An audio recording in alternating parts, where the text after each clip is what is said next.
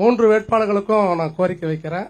இருந்தாலும் இப்ப ஆட்சி அதிகாரத்தில் இருக்கக்கூடிய திராவிட முன்னேற்ற கழகத்துடைய தலைவர் அருமையான நந்தகுமாருக்கு இந்த கோரிக்கை வைக்கிறேன். ஏராளமான நல்ல திட்டங்களை செய்து கொண்டிருக்கிறீர்கள்.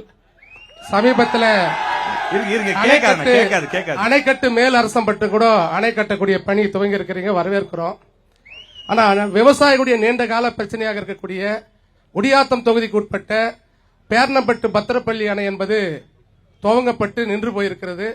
கோர்ட் உத்தரவு காரணமாக பேர்ணம்பட்டு பகுதியில் ஏராளமாக அப்படியே கேட்டுறேன் ஒரு நிமிஷம். இல்ல அது புரிஞ்சிச்சு. ஏன்னா அது கிட்டத்தட்ட 50 ஆண்டுகள் அந்த பிரச்சனை. பத்திரப்பள்ளி அணைக்கட்டானது கட்டி பாதியில் நிற்கப்பட்டது. அதற்கு காரணம் யார் ஆட்சியும் கிடையாது.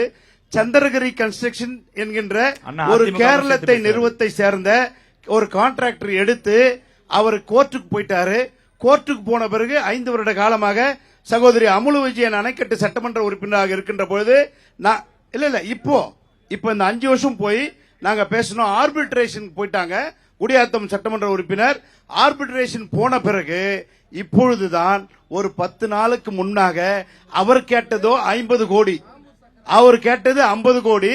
இன்றைக்கு 4 கோடியே 75 லட்சம் ரூபாய் அவருக்கு கொடுப்பதற்கு அரசு ஒத்துக்கொண்டது. ஜிஓ போடப்பட்டிருக்கிறது. அந்த ஜிஓ வேணாலும் கொடுக்கிறேன் விரைவில். சப்ஜெக்ட் தெரியும் சொல்றேன்.